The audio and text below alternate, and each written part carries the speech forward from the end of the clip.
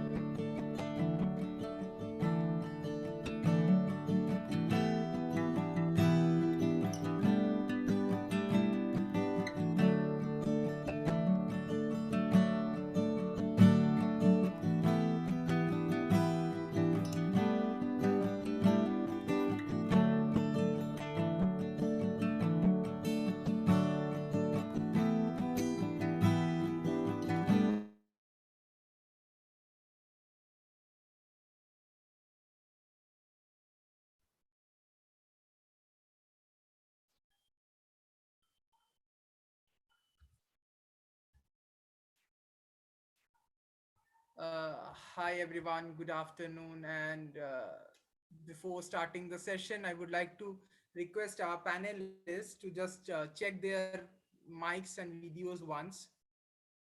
Kamesho sir, can you do it first?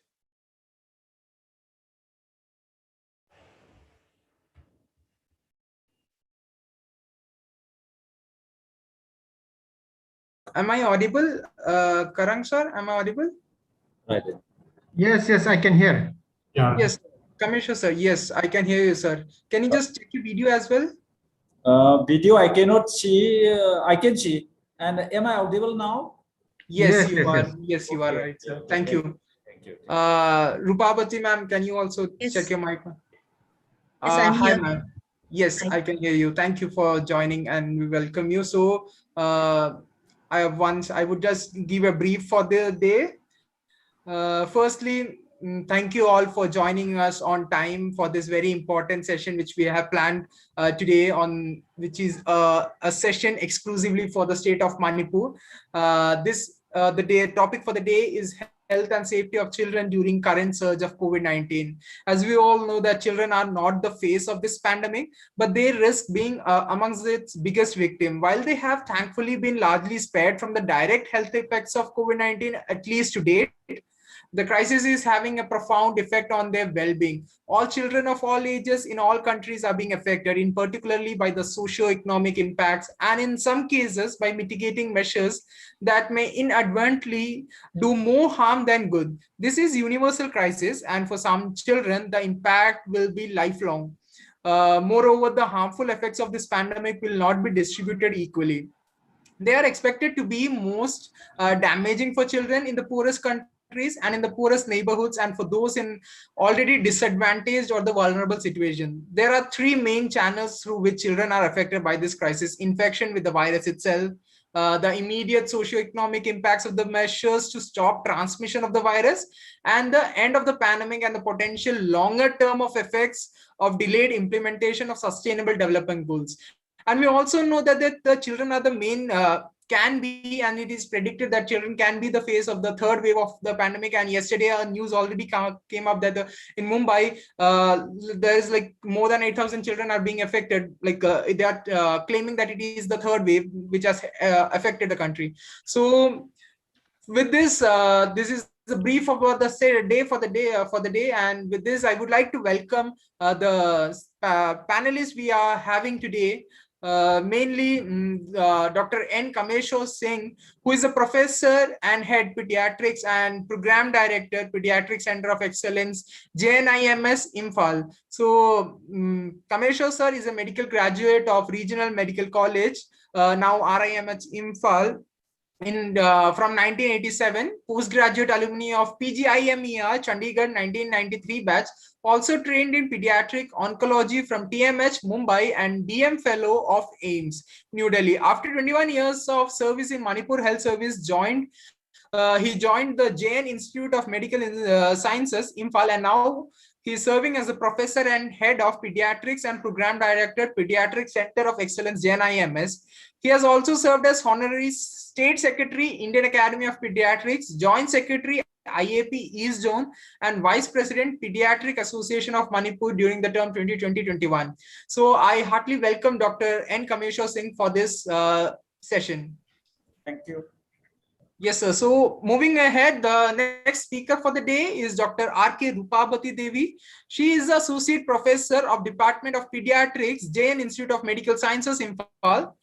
She has completed her MBBS, DNB Pediatrics, CERT, Child Guidance. She has also served as a Secretary, Pediatric Association of Manipur during the term 2018 and 19.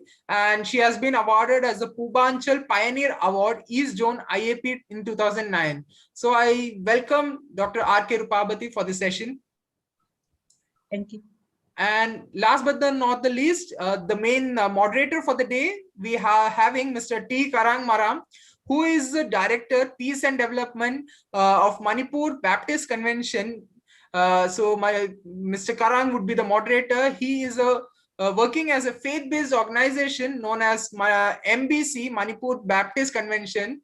As I said, the Director of Peace and Development for the last 7 years. He has done his Bachelor of Divinity Theological Studies from Serampur University, West Bengal, and MA in Applied Conflict Transformation Studies from Panasastra University, Cambodia. Manipur Baptist Church have been rendering humanitarian service for the last 7 years. So I heartily welcome Dr. Karang, Mr. Karang as well for the day. And also Mr. Karang is the IAG representative from the state of Manipur. So with this, I would like to hand it over to Mr. Karang for taking the session forward and for leading the panel discussion. Over to you, sir. Thank you, Zello Abraham, for once again welcoming us. Can you all hear me? Yes, sir, very clearly. Yes, okay. Yes. Good afternoon, everyone. Welcome to today's webinar on health and safety of children during current surge of COVID-19. For today's webinar, we are very privileged to have our Professor N. Kameshwar Singh and Associate Professor Dr. Rajkumar Rupabati, who will be sharing out of their reach from the vast experience for today's webinar.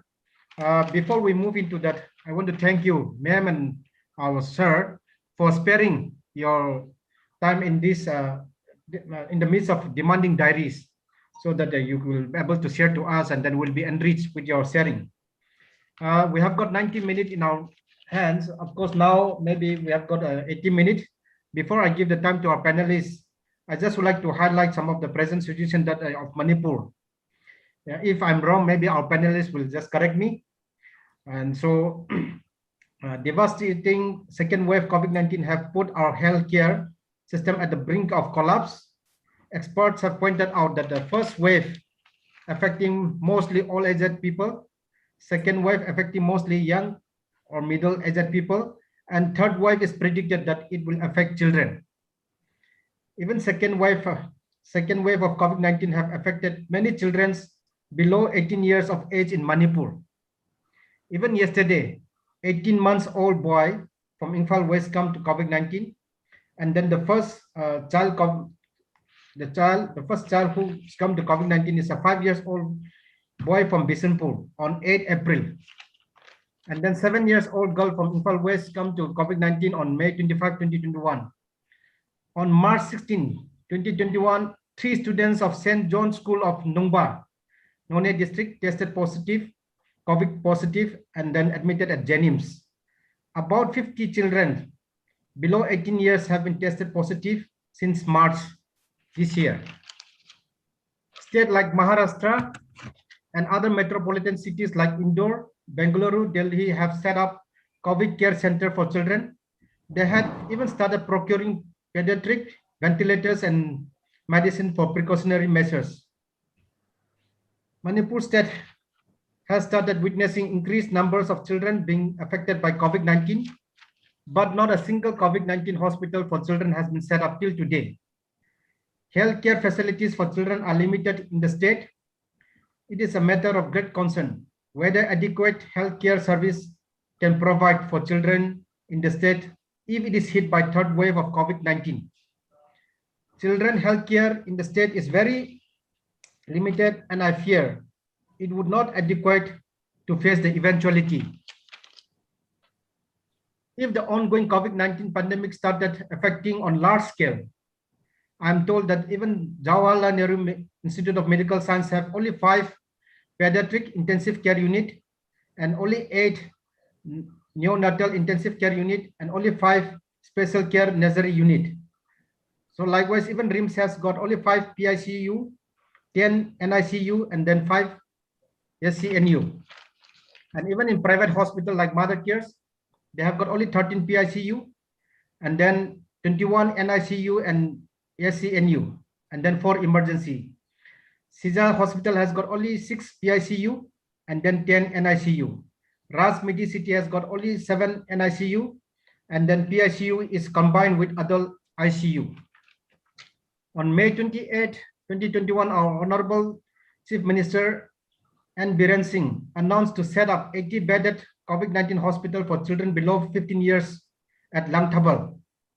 It's a matter of great concern that COVID-19 positive cases among children are steadily on the rise.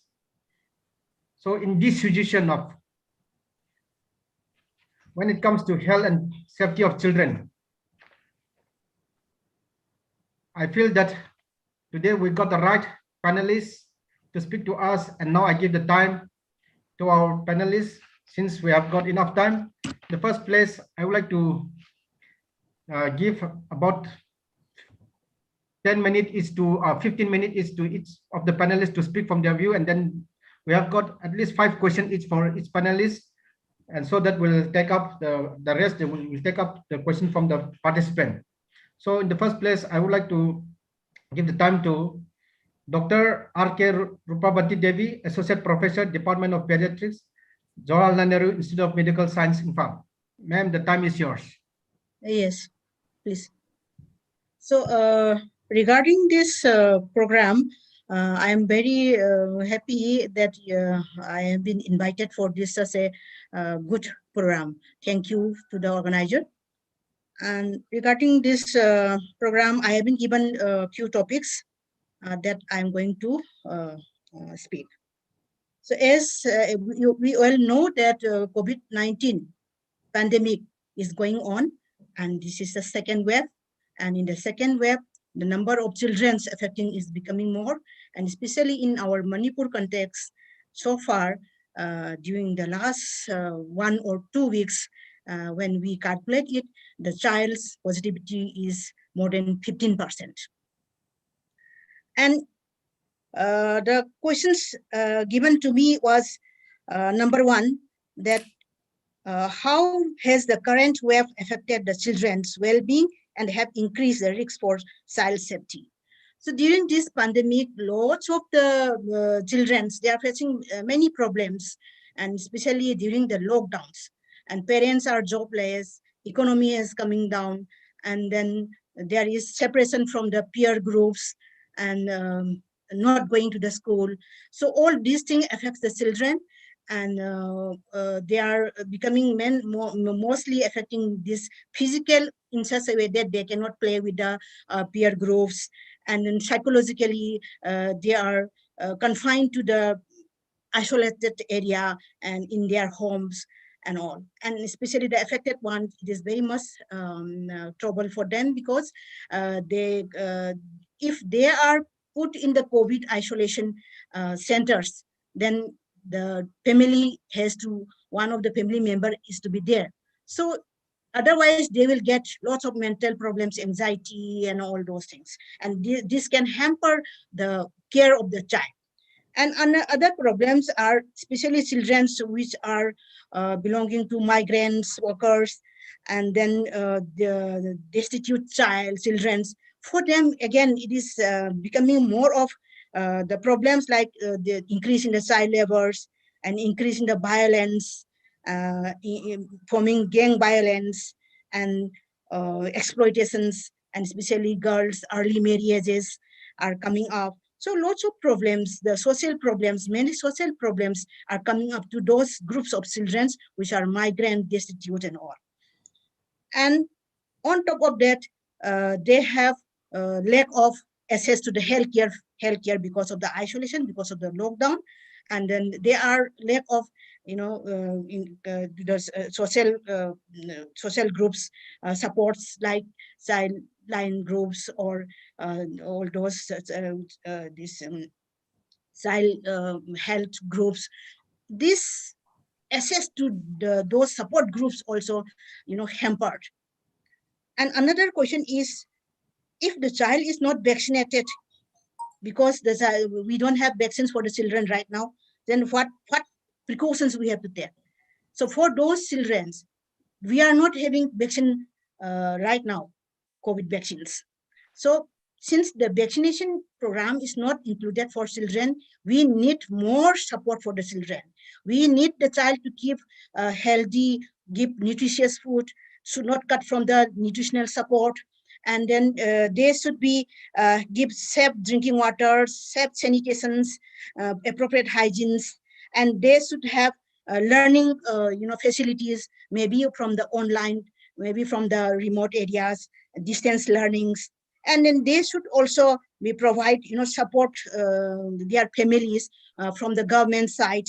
And then of course many organizations, SCSOs and all, they are also giving support to the families in the form of foods, in the form of medicines, in the form of those daily needs. And also they should be protected from the violence. If there is any violence, they should have a privilege to contact to the support groups through Childline or through some organizations, maybe through local clubs who can contact to the Childlines, etc. And they should give step up COVID-19 response, in the sense that the response to COVID-19, like increased health checkups, increased health facility support, increased infrastructure support in the facilities, and especially in children, immunization is also hampered because of the this COVID-19 pandemic. So it should be continue. It should continue with providing all those protective measures for the COVID-19.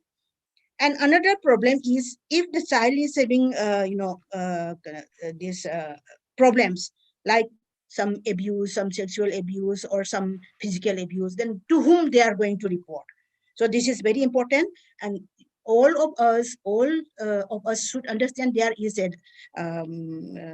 service called Childline, and the phone number is you can call 1098. If you call 1098, then child welfare, Childline members will pick up their services 24 by 7. So anytime you can call it if there is any abuse, any violence, any problem in the child, and then you can take the help from the Childlines. The Childline will provide solutions, how to protect the child, how to rehabilitate the child, how to give the basic needs of the child, and then they can respond within 90 minutes. So it is very important to know this helpline also. And another problem is if the CSOs or community members wants to help these children through the silent, how do they proceed? That is, as we all know, there is a pandemic, COVID. There are restrictions in many forms, and then many children, many families are isolated. And if there is any problem, then local club members can take, support. They can protect. They can ask to the family if any problem. Then they can note down these helplines numbers and all, and then they can report to the sideline. And another one is the government, from the government side also, as our moderator has mentioned, that there are support or groups or support schemes from the government side, like PM care schemes. Our Honorable CM also announced that Bahal Seva schemes, where 3,500 rupees will be given every month to those children or orphan by the COVID-19 parents. Any child who is left by the COVID-19 affected, that parents may be single or this both. So they have the facility, and then our Honorable CM has provided those schemes. And then from the Prime Minister Care Scheme also, the children up to 18 years, they will be provided protection. And if the child don't have any place to live, they can be put in the institute, child care institute. And then after once 18 years completed, they will be given stipend. And then once 23 years old, they can be given this corpus fund of 10 lakhs since between these 18 months, and then the remaining one by completing the 23 years old. So like that, there are so many facilities provided by the government also. So that's how we can come up. We can protect the children. We can support the children. Thank you. Thank you, ma'am.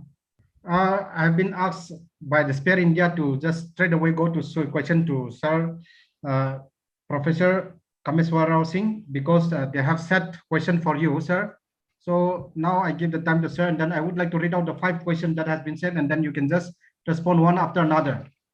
So in the first place, the first question goes, how has COVID-19 affected the children's mental health? What kind of psychosocial support be provided to children? You can go one after the other. You can read one question and let Commissioner sir take one, and then okay. So with the stress of current scenario. So sir, in the first question, if you can just respond to the question. First of all, very much thankful to the organizers. So Dr. Rupapati has already mentioned the effects of this pandemic second wave to the children.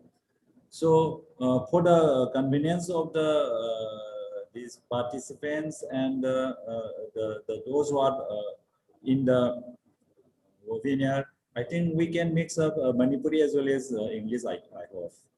Can I do like that? Yes, sir. Yes, sir. Please go ahead. Okay.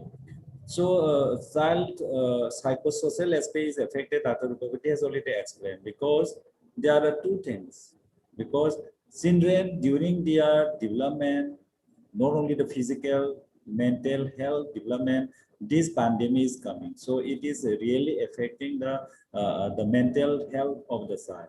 So there, here comes the responsibility of the parents. So the parents and the caregivers, they should be properly looking after the children regarding their psychosocial and the mental health.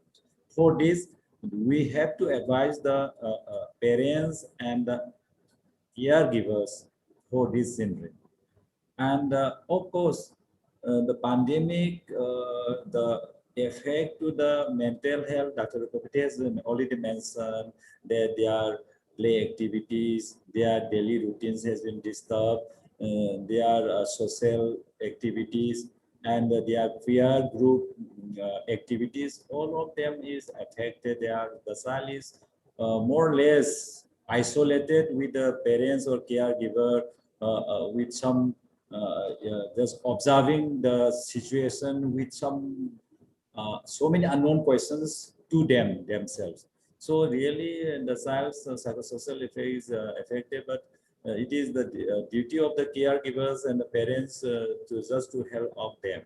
And for this, the routine daily activities should be continued with those mentioned by Dr. Gurji regarding their feeding, those hygienes, then protective measures and everything. And the family members, if they are not positive, if they are not, they can mix up. So they can mix up with the children and have those healthy activities and those activities which will be good for the children. So like that, the family has to continue. There is no alternative. The family has to continue these things in the day-to-day life.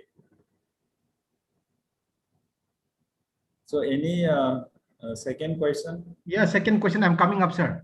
A longer struggle to contain the virus not only prolong the pain caused by the pandemic, but raises the prospect that the pandemic impact will have a lingering or persistent effect on children. What do you think can be its longer term effect on children?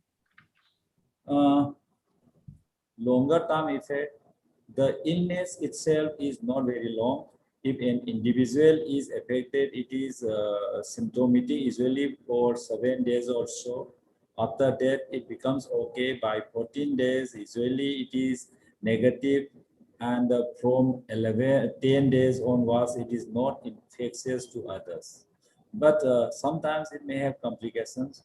Only problem is the social problem during this pandemic. Not only the positive side, the child as a whole, they are not having their, we have already mentioned, their regular study or school activities.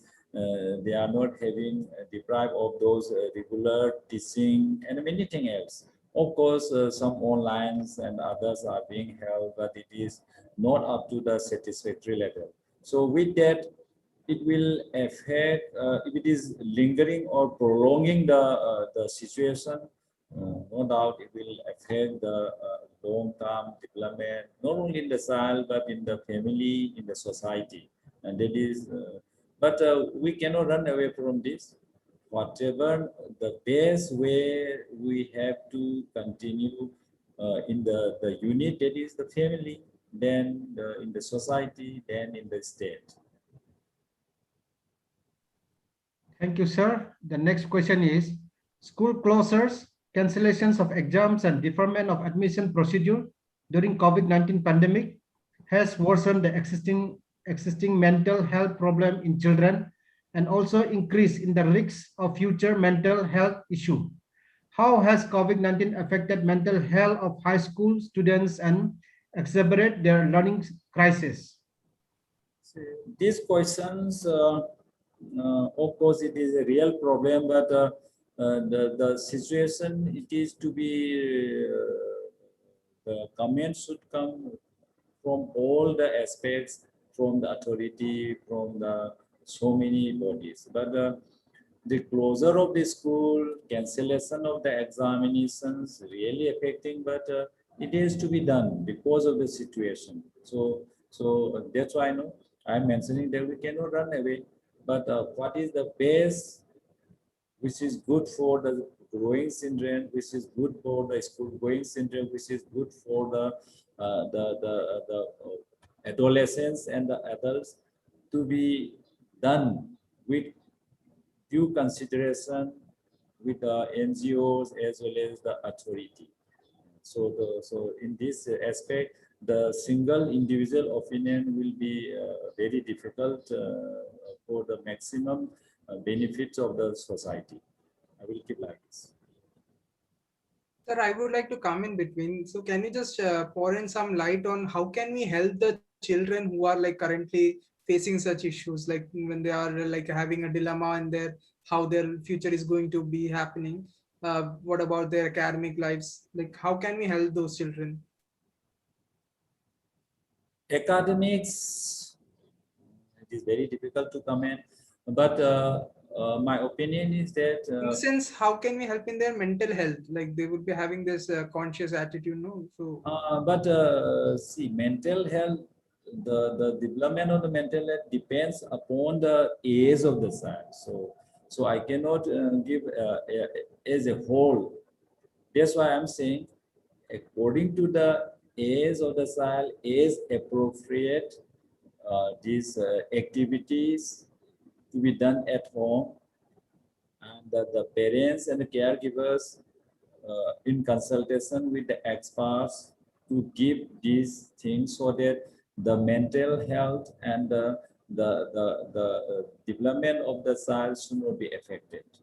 So, for example, a 3 years old child, the child should wants to play. So the parents, caregivers may give time to the child so that the child can have a meaningful as well as these pleasant day activities. And at the same time, they should look after the hygiene and the nutrition of the child. That's all. Like that, school-going children, they should continue their they may continue their these play activities. They may continue the age appropriate exercise and those things, maybe indoor or maybe wherever available spaces, and nutrition like that. So the mental health, we, though I've been trained in the child psychiatry for some 1 week or so. So for regarding the mental health, we should take the advice of the experts like child psychologists and the child psychiatrists and the psychotherapy personnel. So that is the appropriate thing.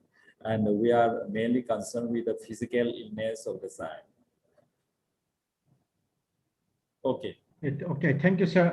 The next question is, sir, if a child has cold or flu-like symptoms, such as cough, fever, sore throat, shortness of breath, or running nose, these can be mild symptoms of viral flu. When should a child get tested for COVID-19? Do the children too have to be quarantined?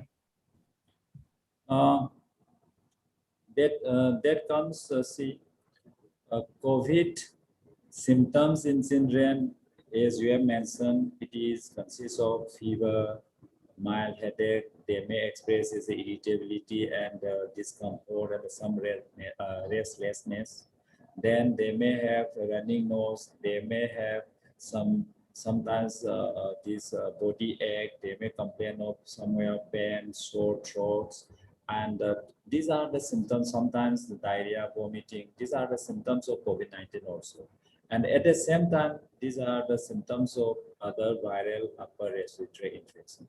So if any adult in the family is having similar symptoms, it is better tested in this present situation. So it should be tested so that we can confirm. If it is a simple viral, we have to give symptomatic and supportive treatment. And if it is COVID confirmed, we will give, will stratify whether is it mild disease, moderate disease, or severe disease, and we can plan treatment accordingly. And we have to monitor. Once positive, then so many. So we have divided. We have policies for home isolation. We have policies for COVID care centers. We have policies when to admit in the tertiary hospitals like that. So it should be tested.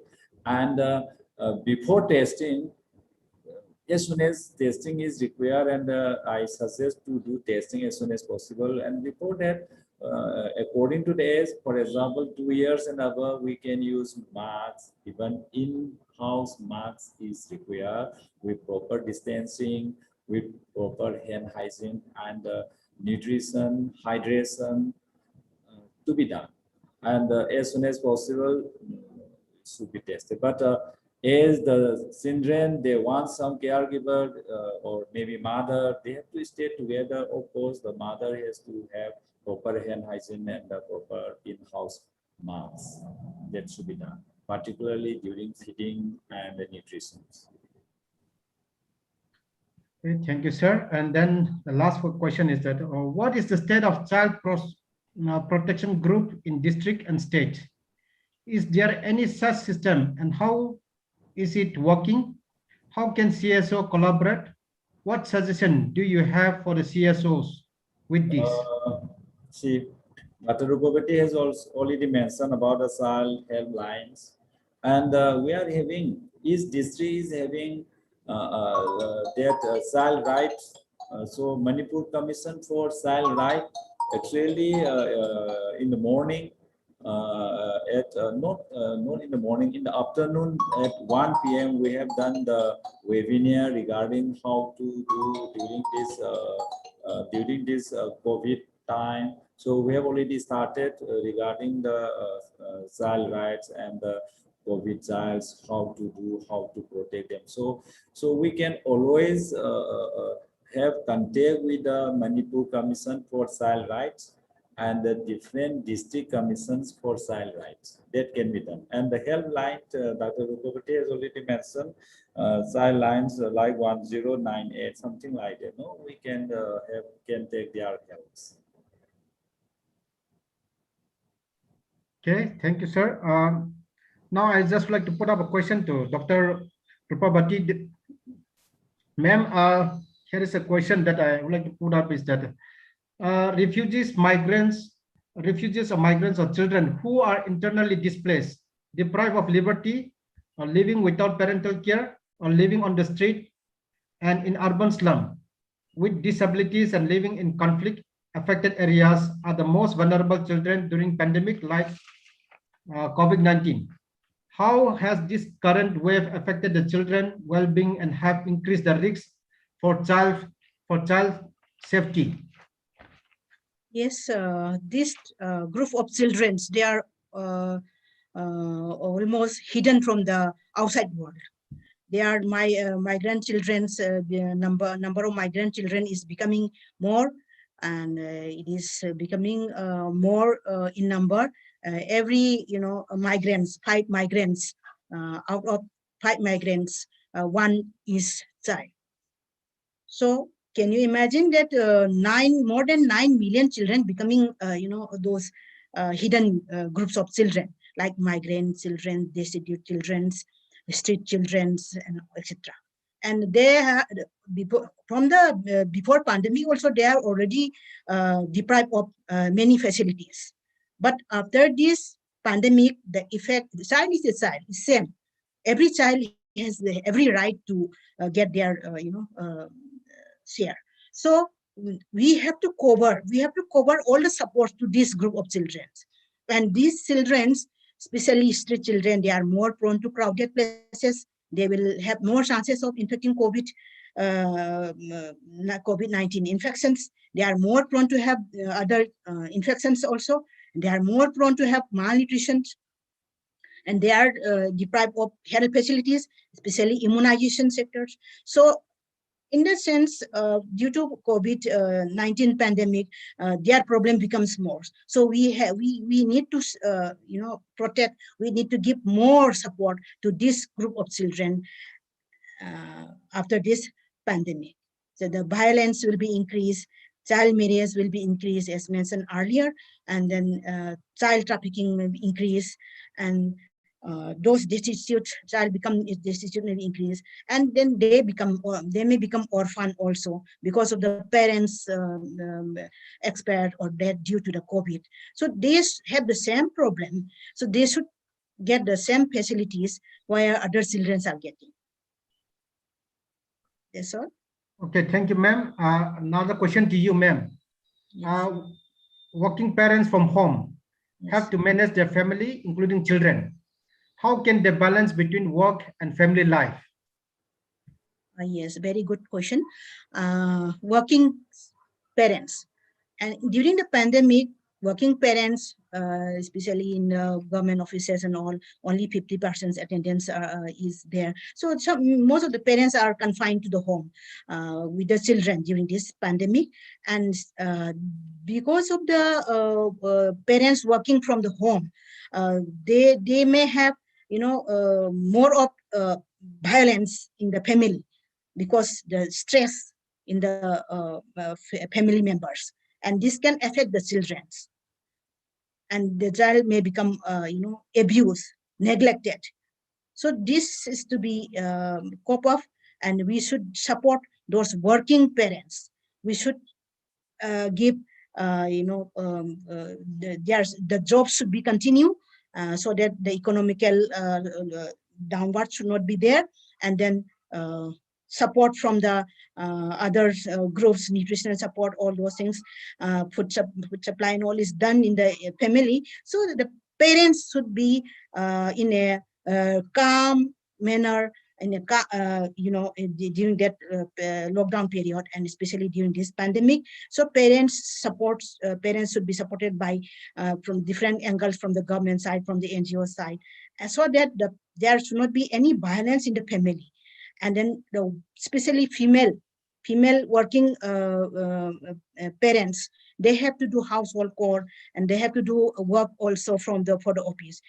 So they can divide the times, that I should do this during this office hour, I should do office work, during this period I should do those family core things. And then they should also have time to give to the children, because children are also confined with them because of the not opening of the schools. So they should give at least 20 minutes time to the children, so that the child also feels secure because of presence of them, instead of giving stress to the child, that they are also stressed, children are also stressed, so that they give abuse, they give neglect, keep on neglecting the children. It should not be like that.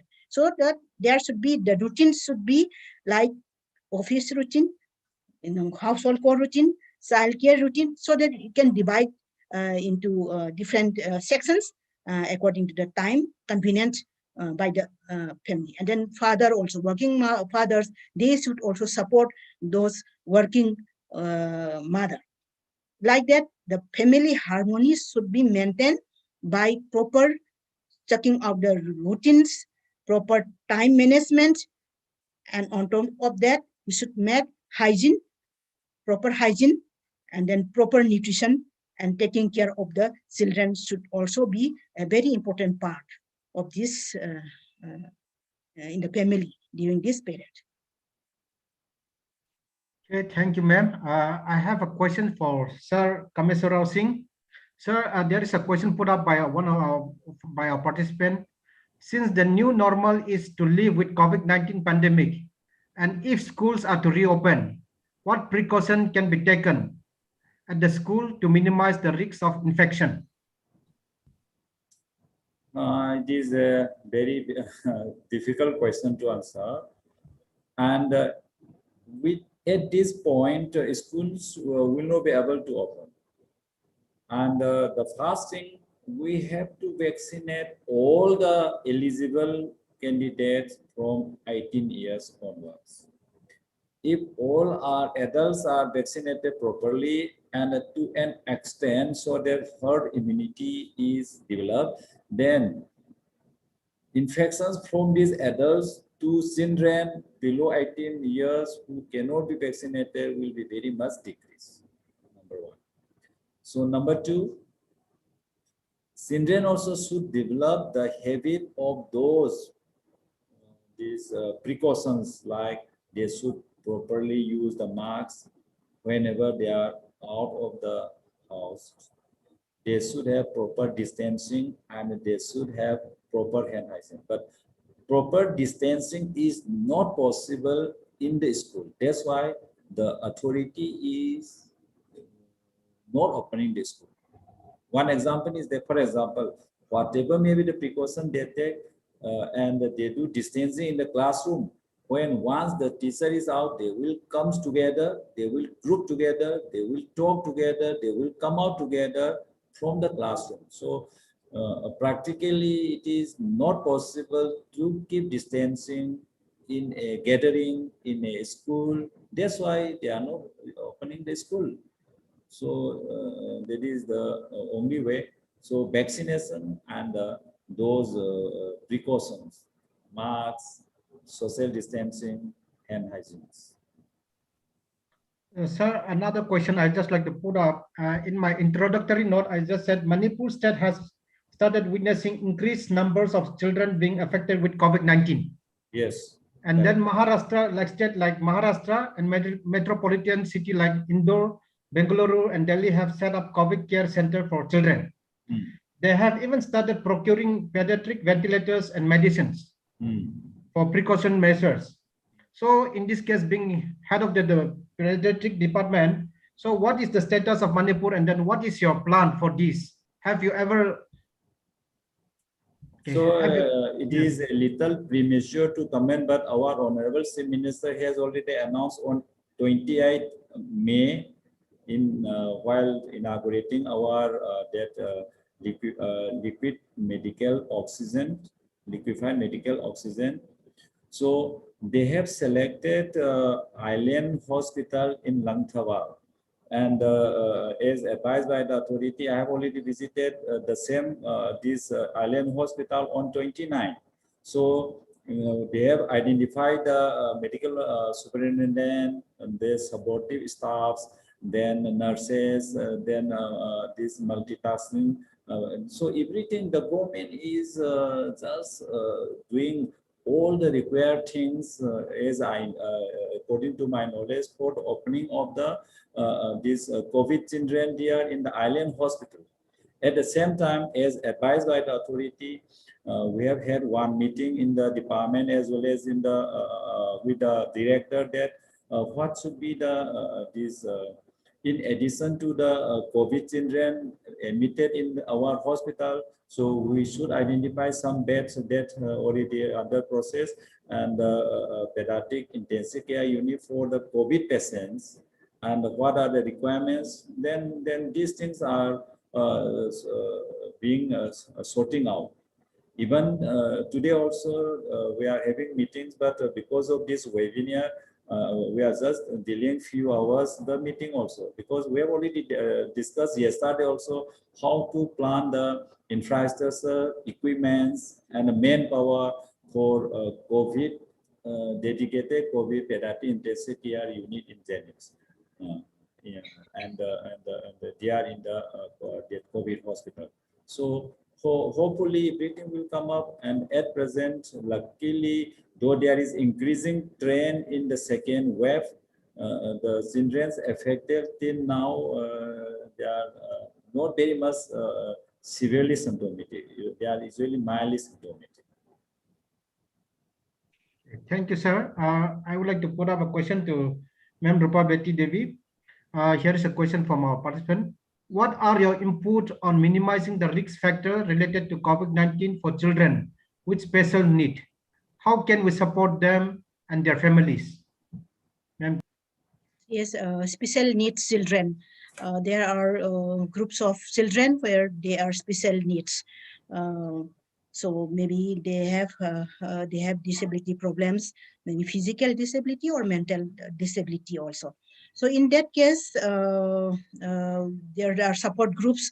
Also, child welfare committee, child rights committee can support, and then on top of that, government also providing some facilities with other children, as well as they have facility for this pre health checkup and all those things, and to take precautions for those groups of children, disabled or disability special needs children.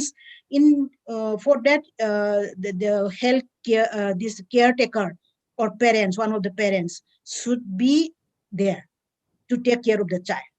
And then during this pandemic, COVID-19 pandemic, the cares like hygiene practices, when the child is caring by the parents or healthcare, the proper hygiene practices should be maintained, and then adequate nutrition for those special needs children should be provided.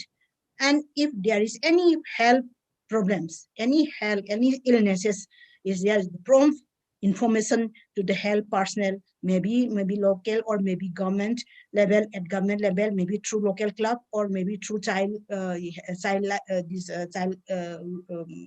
helplines. They will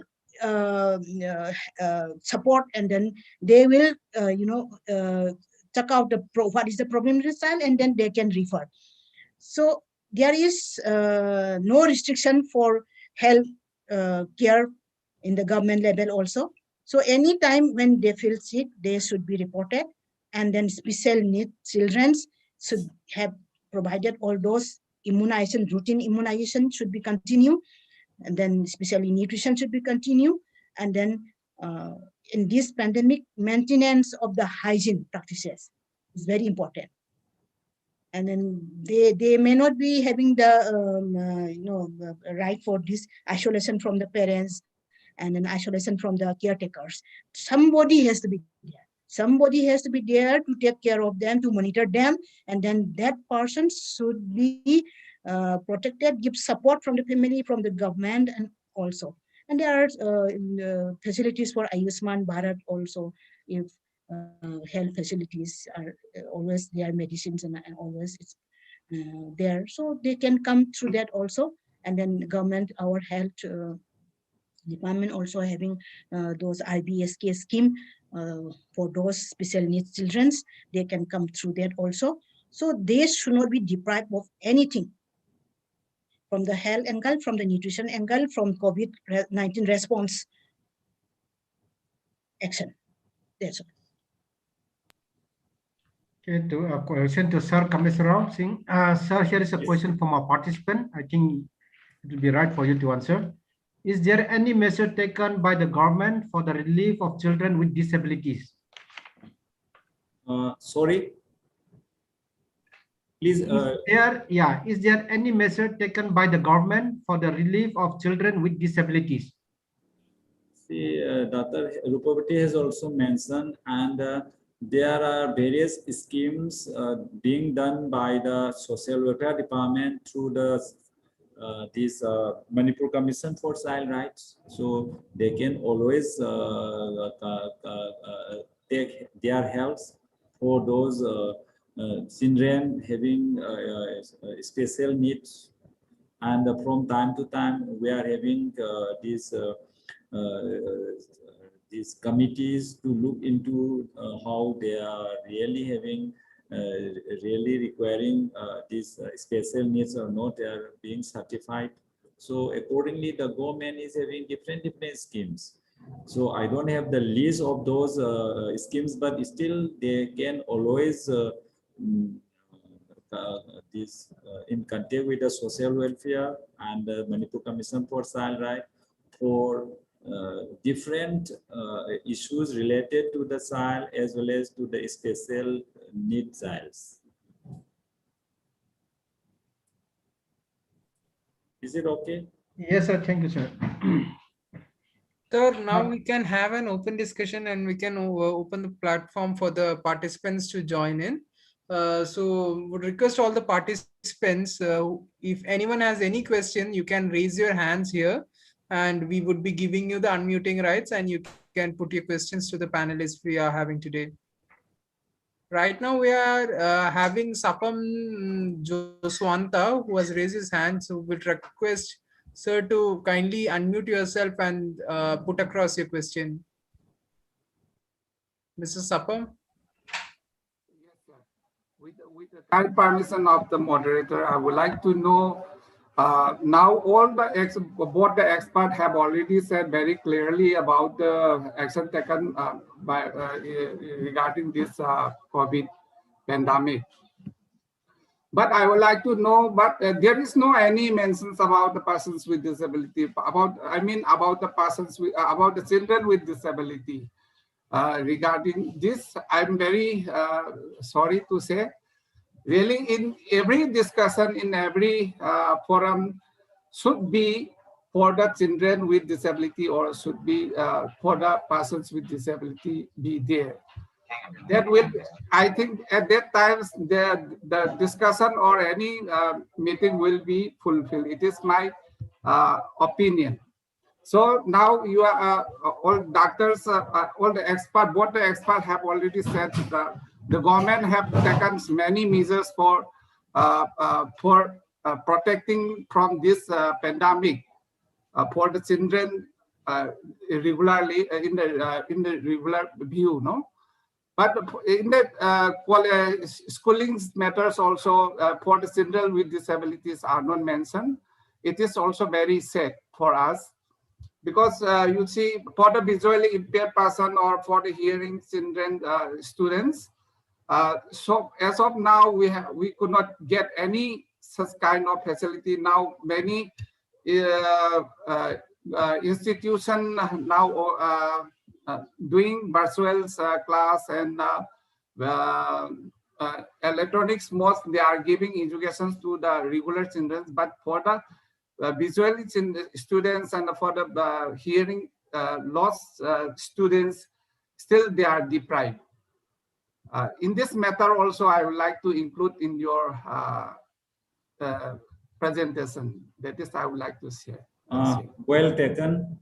See, this forum is consisting of two pediatricians, and very right, we are not directly concerned with those special needs, these programs, and then those different these activities. But our concern is the examination treatment of those children, normal as well as special needs, and to make it more this viable. So those areas will be discussed by the social welfare department. So the organizer can put social welfare people, can put those people looking in the the education, school education directorate people, and different experts who are dealing with them. But we are concerned with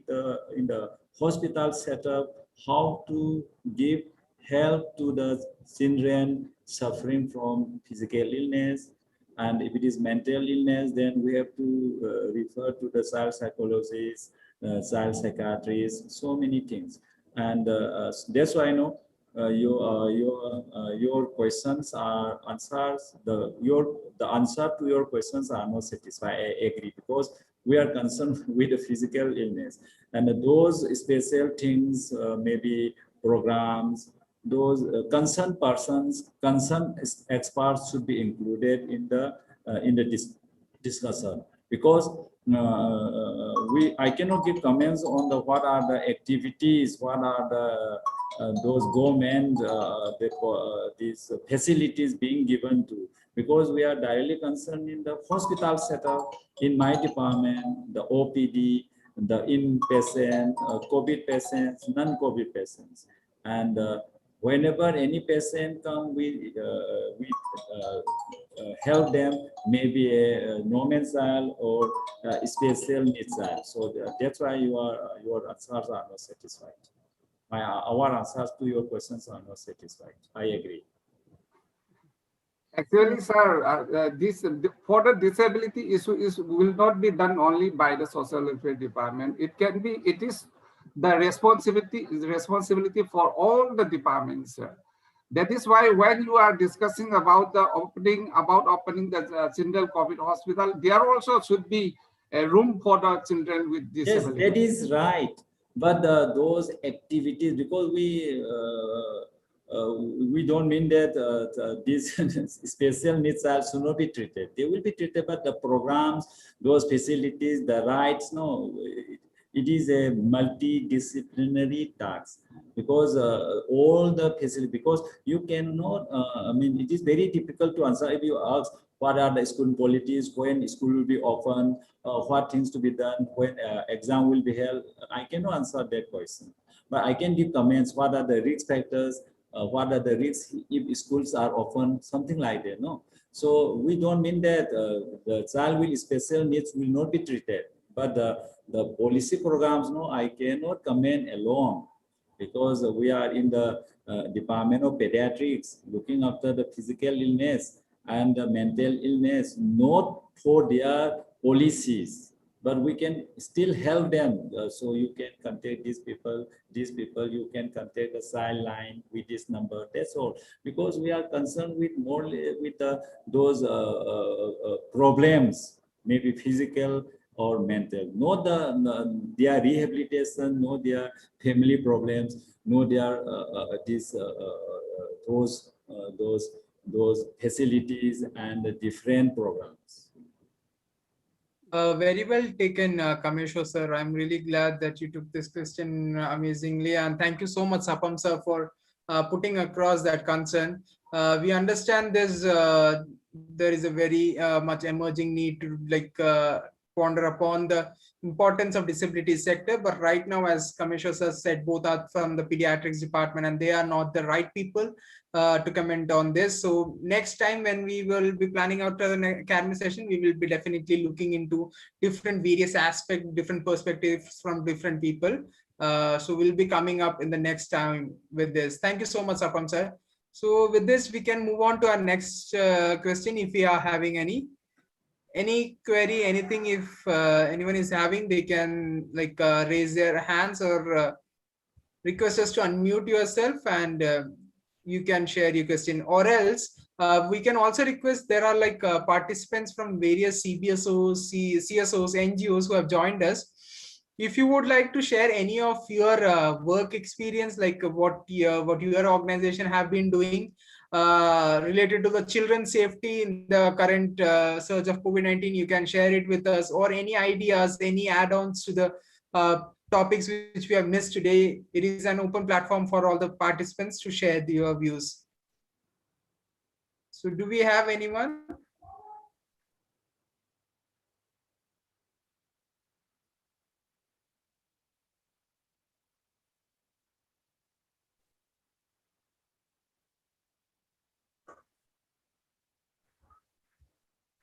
So there is a question which have come up to me, that is, what special diets can be given to the children during COVID-19 for their health and well-being? It is majorly related to the dietitian. So Rupavati ma'am, would you like to take this up? What special diets can be given to the children? Okay. So diet, regarding the diet of the children, especially during this COVID-19 pandemic, as usual, we should provide for this thing for all the children the good nutritious food. What are those nutritious food? Nutritious foods which contains all those groups of foods like carbohydrate, protein, fat, vitamins, and the minerals. So what are the foods which are rich in these ingredients? So for example, carbohydrate-rich foods, you are getting from the rice, you are getting from the roti, you are getting from the cereals also. And then what are the foods rich in protein? That there are four main groups of the protein, that is fish, then milk, then this thing dal or cereals, and then egg. So those who are taking all this protein rich food, maybe egg, maybe meat, maybe fish. So one of the proteins should be included in the diet of the child. And regarding the fat, we are using oil. No need to put extra oil. Whatever we are using the cooking oil in the this thing, while cooking those vegetables, meat, and all, that is quite enough. And about the vitamins and minerals, the child should be provided with those foods rich in vitamins and minerals that are fruits. Locally available seasonal fruits should be allowed to take, encouraged to take. And then those children, especially below 5 years, they should be given in a liquid form, like fruit juice, which are made from locally available fruits, not the packet one. So please try to avoid those packet foods, but those foods which are rich in 5 ingredients like carbohydrate, fat, protein, and then vitamins and minerals. This is quite enough for a child to gain, to get their growth, to get their energy.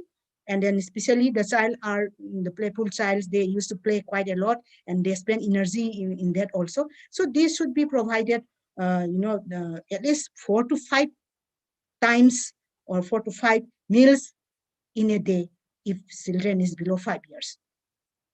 Frequent meal with composition of those foods rich in those ingredients, and adequate fluid. There is, when there is play, the play activity is quite a lot, they used to get dehydrated. And then if there is dehydration, they may get urinary tract infections. So provide adequate fluid in the form of the soup, in the form of fruit juice, in the form of milk, in the form of plain water. So provide that one. And if you have that food, I think it is available everywhere in our locality also. And during the pandemic, whatever we are having, we have to choose at least one protein. We are getting dal, we are getting milk. The essential goods we are getting from the nearby shop. So please allow those protein-rich food for the growing children. Yes, thank you so much, ma'am. So one more question which have come up across to me is, will like Dr. Kamesha sir, if possible, if you can answer this, that we have seen that children are mostly asymptomatic. So if suppose 100 children are affected by COVID-19, 70% of them would not show any symptoms. So how can we take care in such a scenario? And especially if you take the example of Manipur state, like if we take upon the example of a rural area, how can people take care in a like a community-based care or a primary health care? How can people take care of this?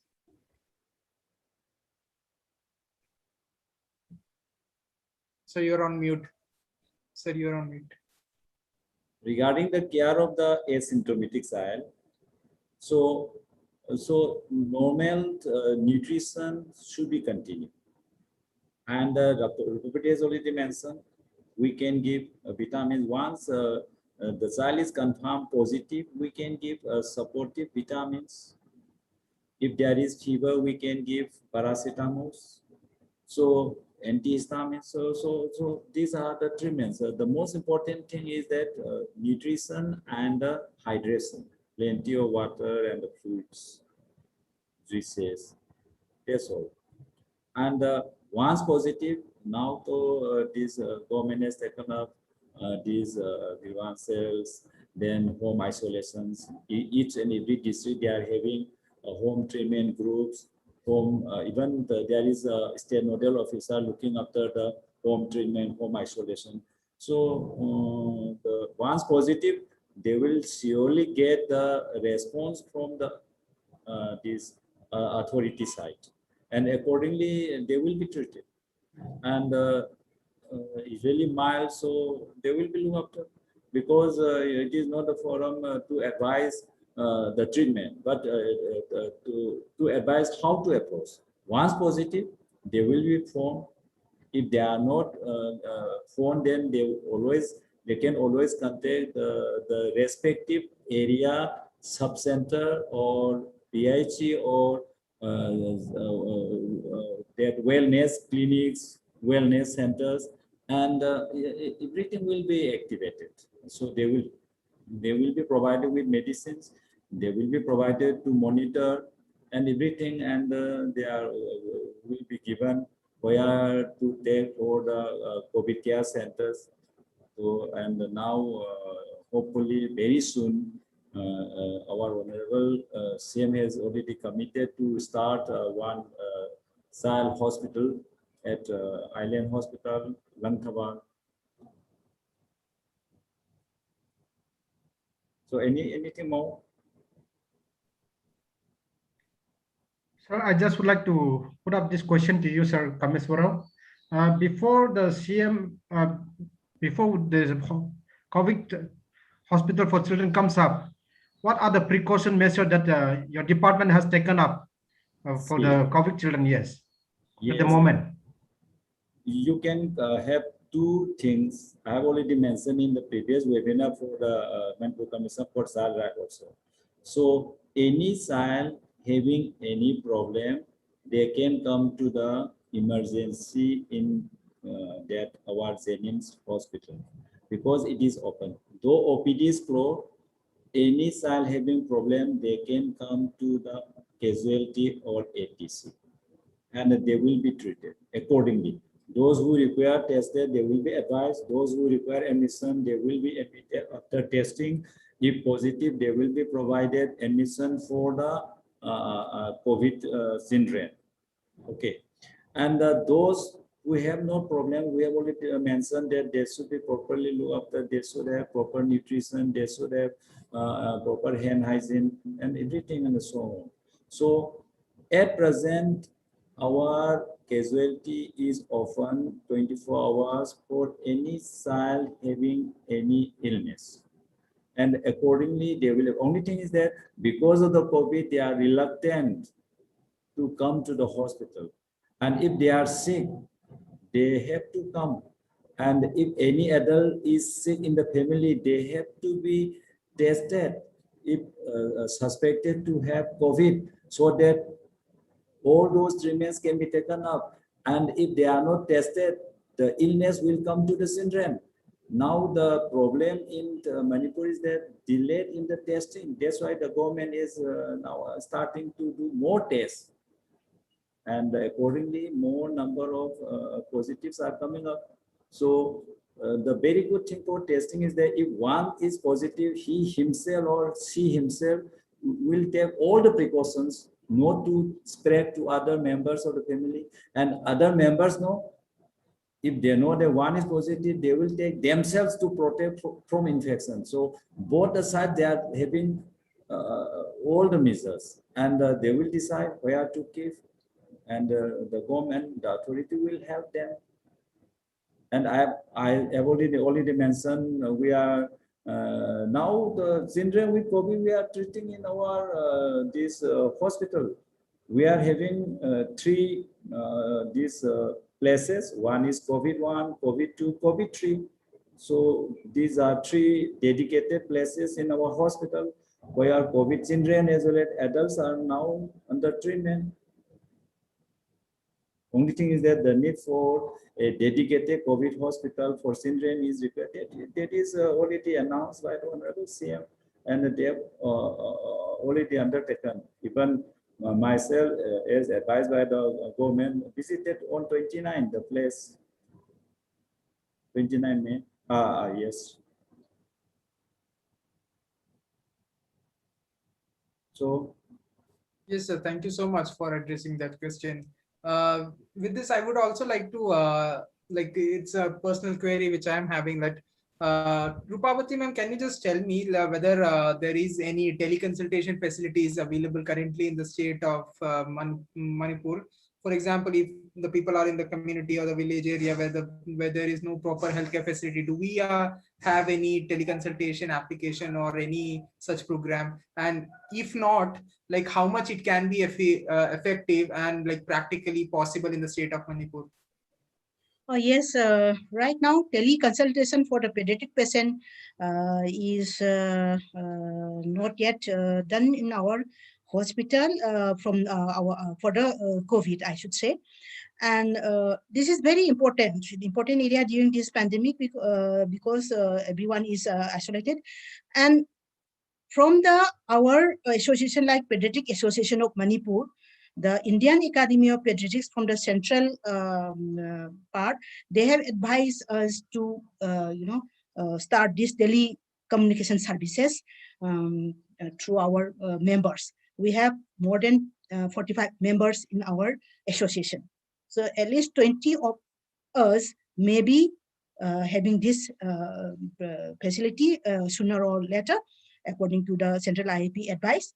And one more thing, in our pediatric department, especially in Nutrition Rehabilitation Center, we are having one unit, one distinct area center for the children who is affected with severe acute malnutrition. In that also we have provided this through telephonic consultations. We are providing telephonic consultation, not through this laptop and all. So any child who is admitted or who needs this provision for these NRC facilities, we are giving consultation through the telephones. I would like to supplement to Dr. Rupavati regarding this. So the authority has already started for the this teleconsultation, so they can take help of the e-Sanjeevani. So it is done regularly from Monday to Saturday, except on these general holidays and the state holidays. So it is being done. That's very good. And the second thing, the authority has already identified one doctor. Dr. Hemant is the this state nodal officer for this telemedicine of the state, and they are sitting in the first MR, and they are taking all the this telemedicine, tele treatment, tele advice, and according to the requirement, they have divided consultants to take help of these consultants, and this timetable is with me also. So you can always take the help of this helpline, which is station 24/7 in the this first MR. So it has already started. So I am one of the pediatric consultants having a group in the E. So we are grouping A, B, C, D, E like that. No, accordingly they will take their help, and they will give all the consultations through the through the telemedicine type, online type. Yes, we should also have in our geniums also, we should have this teleconsultation, because most of the pediatricians, it's a government hospital. We should have. Government has already done. So we are having groups. So these consultants from geniums already identified, RIMS already identified, they are doing in a central line way, and e-sensitivity is also there. So the SAL, Manipur Commission for SAL, right, they have already started, and these NGOs also, they already started, and at least myself is involved in 4, maybe overloaded, because this one NGO is also coming up with a secretary by this Loyang led that like that. So SAL helped. So, sir, what is the reach currently we are having with this teleconsultation application which you have mentioned? So, are we able to reach out to the last mile? What? With the telecommunication facility which we are currently having, which you stated just now. Yes, yes. Like, what is our reach?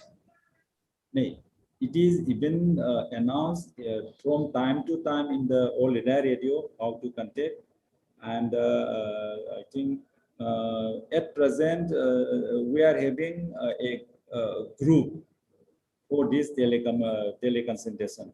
So led by the state this nodal officer for this is Dr. Hemant. So he is arranging along with the Dr. Johnson, one pediatrician, so that those requiring online consultations being arranged by them.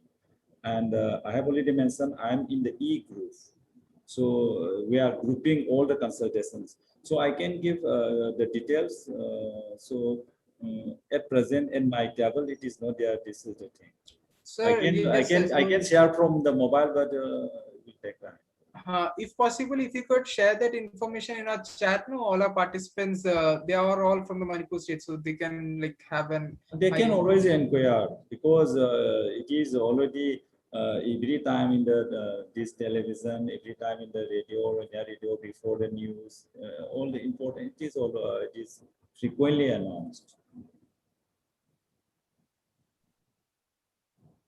So with this, we can like have a final words from our moderator for the day, Ms. Karan, sir. Sir, I would like to know one thing, like which is my personal thing, that Karang sir also represents the IAG Manipur. So interagency group, as an IAG interagency group, like what are the things we have done in the past related to children, and how can CSOs collaborate together within themselves as an IAG, and also how can they supplement the works of the government in the response activities planned for the children in the context of COVID. And with this, we can also have a concluding remarks from you, and we can probably conclude the session. Over to you, Shiljo, thank you so much for the question that you have put up. Since from the interagency group, from my own this organization, from a faith-based organization, in the last year we couldn't do much, but this year we have come up with so many plans. Despite of putting the children into stress, we have come up with a online painting competition, so that it will relax them and then it will help them from distressful painting competition based on peace. And then a poem composition this month, this whole June, will be taking place in across the Manipur state of faith-based under Manipur Baptist Convention, where we have 1,500 local churches across Manipur state. So this will be implemented, and then we have just started, and then now painting competition, and then they will submit all those things by 30th of June. And then the second thing is our churches are also working out to tie up with the government, as our CM, Honorable CM, has announced that Bal Seva schemes. So this today itself we had a cabinet meeting, and then we have approved that we will adopt the children of whose parents are victim of COVID-19, and then we will educate them, or will bring up in the education until 12 or their graduation. So that step we are taking up, and then we are trying to tie it up with the government of Manipur, and that is our concern. And then the third thing is we are also trying to open up a counseling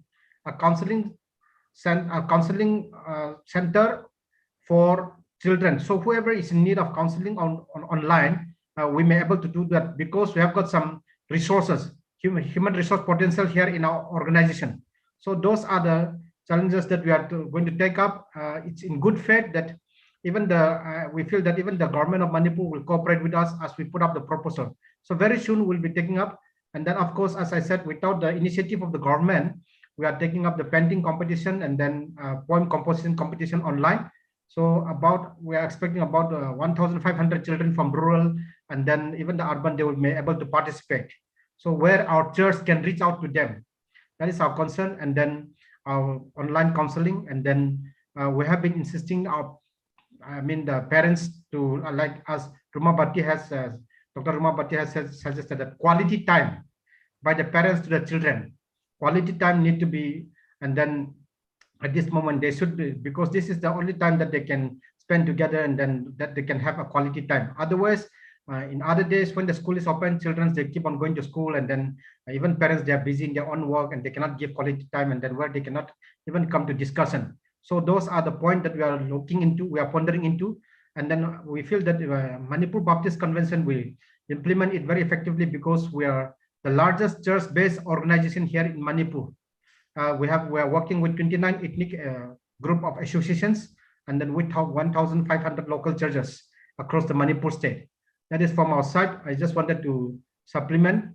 And then as of today, I want to thank Dr. Kamesarao Singh and then Dr. Ruma Bhatti for your rich experience that you have poured into us. And then I think all the participants have been taking all the participants who have been here, I think they will take back something from your sharing today. And once again, I also want to thank Spare India for giving me this privilege to moderate. Thank you so much, Siljo Abraham, for the privilege. And then we look forward that we'll work together hand in hand with Spare India, with Government of India, and then with the medical fraternities of Manipur. Thank you so much. And then thank you so much to all the participants. Thank you. So any concluding remarks from the panelists? This is a very nice session. I am very thankful to participate in such a nice webinar. Thank you to the organizer. Very much thank you from my side also, as these participants wants to know, we can identify the specific topic, and those experts related to the topics can be there, so that they will be more satisfied. For example, if I am there, they can ask questions related to this pediatric professor or social professor, know those social problems, know the government problems, know the opening of the hospital, which is a way not my purview. Like that, those one special topic, and those experts related to the topic should join the discussion. That is my suggestion. Thank you. Well taken, sir. Thank you so much for bringing that up. So with this, we are at the end of the session, and with like few words, I would like to just thank all the people who have joined us, especially the moderator we had today, Mr. Karangmara.